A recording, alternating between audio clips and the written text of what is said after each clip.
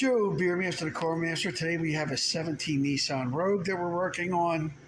This goes for multiple years, and actually a lot of Nissans and some other vehicles. Show you how to get the handle out if you need to work on the car, change the lock cylinder or whatever. So we're working on the rear door.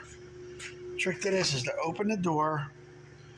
You'll see a little plastic cover over this hole right there. All right, and in there's a little, we're going to use a hex head on that to get in there. All right, there's the hex head. I believe this is a T25. It's like a little star head, and we're going to turn that, loosen it up. And once that's loose, we're going to pull that out. Okay, that was real easy. Put that off to the side. There's a little clip that holds that screw in, so you don't have to worry about that. Every once in a while, they'll fall out. If it does, then you got a little issue. You got to figure that out, but it stays in there on that assembly.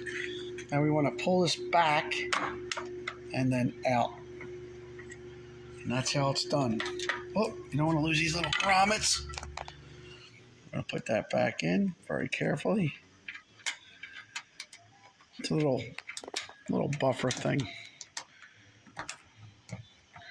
There, we got that in. So now I'm going to show you how to put it together. The whole thing only takes a couple minutes.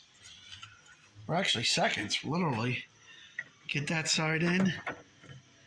Put it in. Now see how I have it set back? And then I'm going to slide it forward. Once it slides forward, see it works. And what holds it in? Same thing. The cap holds it in. And then we're going to use that hex head screw, tighten it up. And then everything will be locked in. And we will be fine. So I got that in there. You want to put a little pressure on that cap there. I'm doing this with one hand. So now it's all together real good. Just checking. Bam. That's how it's done. They made it pretty easy on these Nissans. Joe Beer Master, please subscribe and share with a friend. Take care. Bye-bye.